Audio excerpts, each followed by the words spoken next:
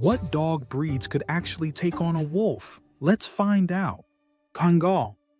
This Turkish guardian has the strongest bite force of any dog, nearly twice that of a wolf.